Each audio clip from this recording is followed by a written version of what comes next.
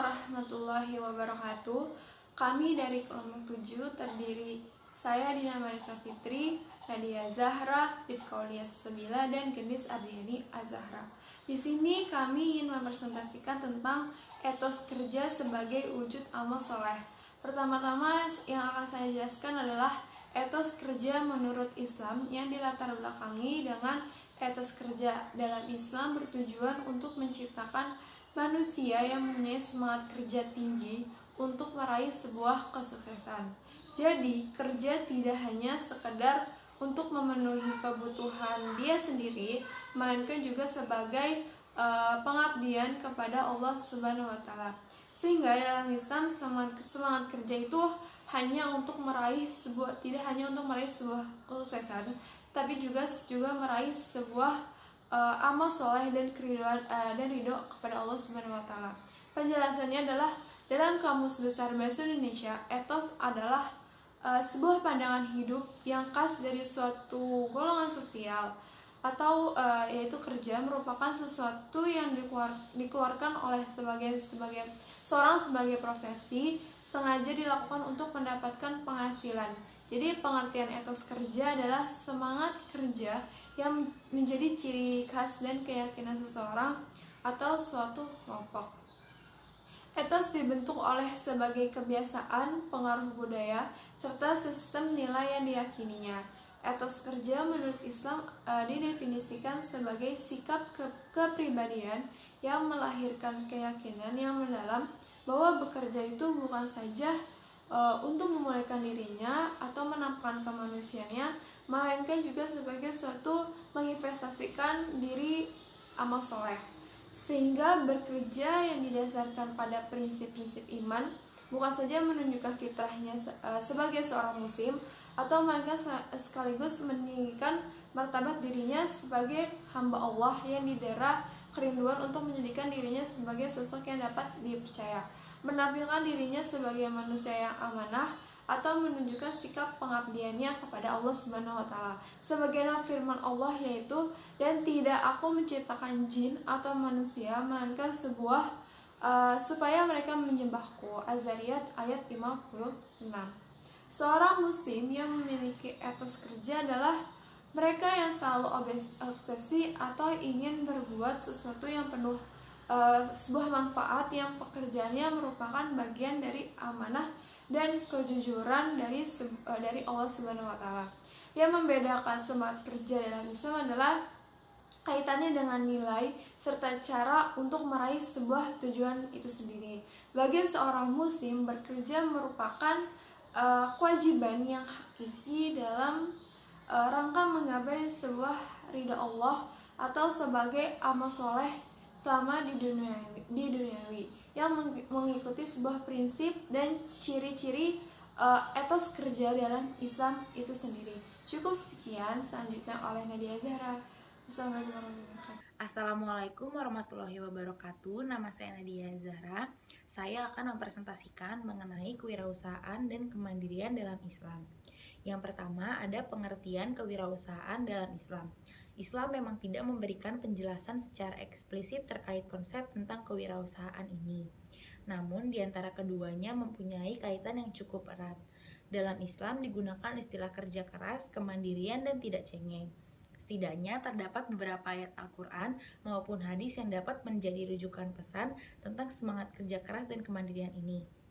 Salah satunya adalah dalam sebuah ayat Allah mengatakan, "Bekerjalah kamu, maka Allah dan orang-orang yang beriman akan melihat pekerjaan kamu." Quran Surat At-Taubah ayat 105. Bekerja keras merupakan esensi dari kewirausahaan. Prinsip kerja keras adalah suatu langkah nyata yang dapat menghasilkan kesuksesan atau rezeki, tetapi harus melalui proses yang penuh dengan tantangan atau resiko. Dengan kata lain, orang yang berani melewati resiko akan memperoleh peluang rezeki yang besar. Keberadaan Islam di Indonesia juga disebarkan oleh para pedagang. Di samping menyebarkan ilmu agama, para pedagang ini juga mewariskan keahlian berdagang, khususnya kepada masyarakat pesisir. Apa yang tergambar di atas tidaknya dapat menjadi bukti nyata bahwa etos bisnis yang dimiliki oleh umat Islam sangatlah tinggi, atau dengan kata lain, Islam dan berdagang ibarat dua sisi dari satu keping mata uang.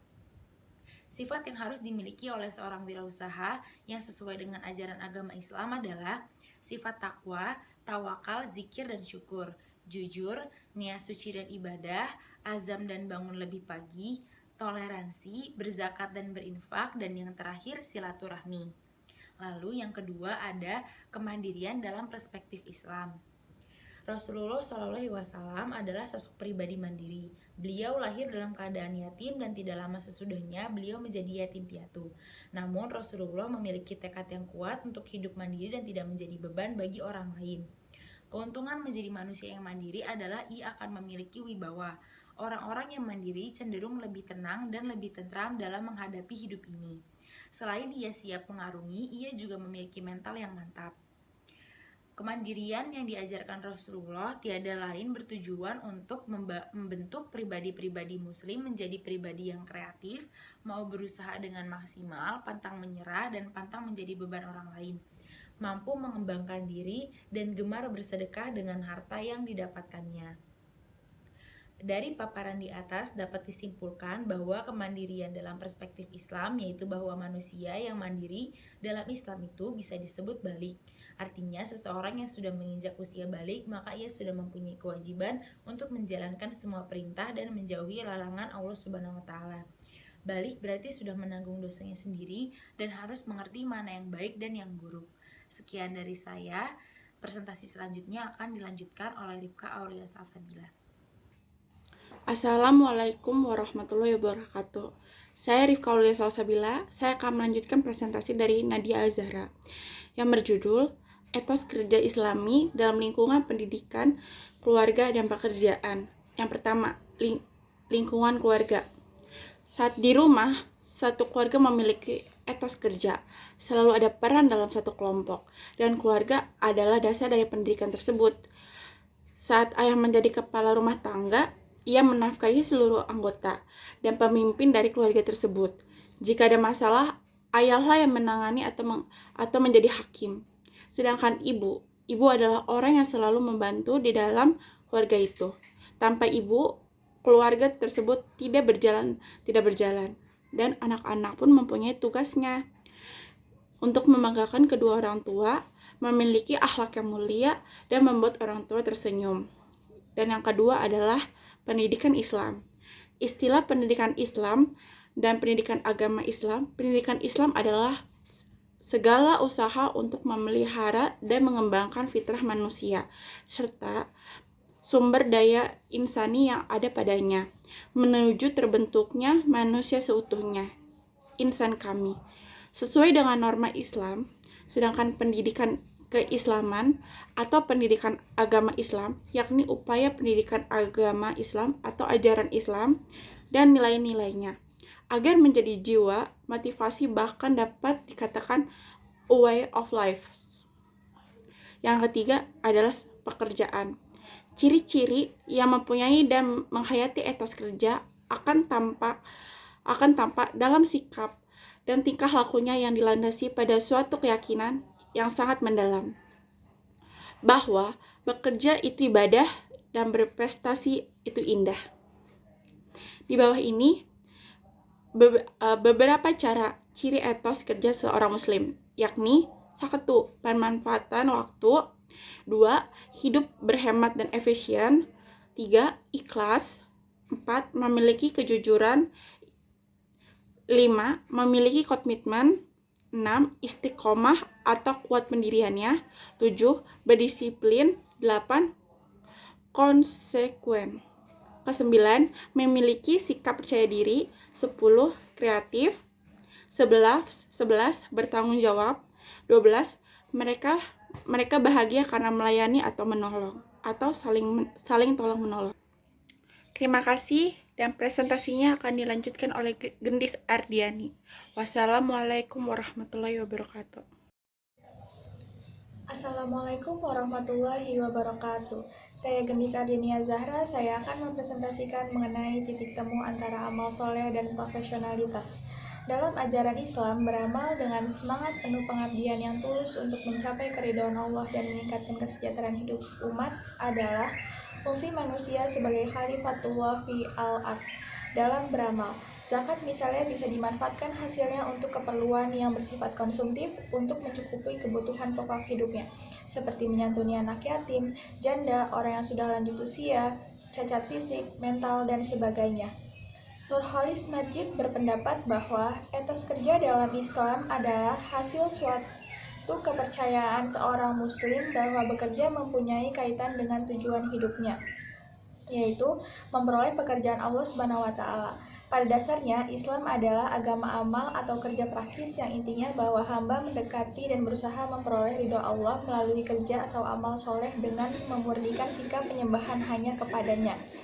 Toto Tasmara berpendapat bahwa bekerja sebagai seorang muslim adalah suatu upaya yang sungguh-sungguh dengan mengarahkan seluruh aset fakir dan zikirnya untuk mengaktualisasikan atau menampakkan arti dirinya sebagai hamba Allah yang harus menundukkan dunia dan menempatkan dirinya sebagai bagian dari masyarakat khairah ummah.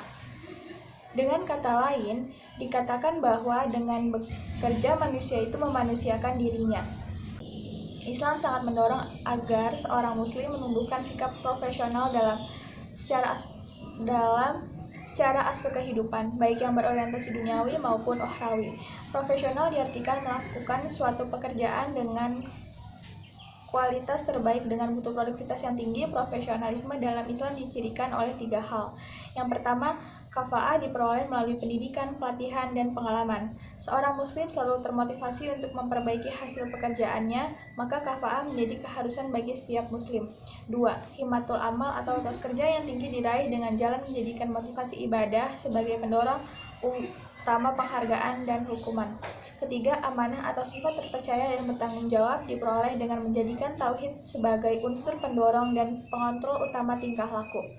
Profesional memiliki 2 karakteristik. Karakteristik yang pertama, meniscayakan adanya pengetahuan dan keterampilan spesifik. Karakteristik yang kedua, tentang integritas moral dan budaya, mencakup kejujuran, disiplin, rajin, dan tepat waktu.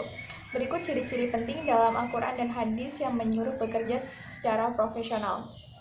Yang pertama, bekerja sesuai dengan kemampuan atau kapasitasnya. Yang kedua, bekerja dengan hasil terbaik. Yang ketiga, bekerja dengan sesuai bidang keahlian. Dan yang terakhir, bekerja sesuai dengan patut dan layak. Sekian yang materi bisa kami sampaikan. Apabila ada salah-salah kata, kurang lebihnya mohon maaf. Wassalamualaikum warahmatullahi wabarakatuh.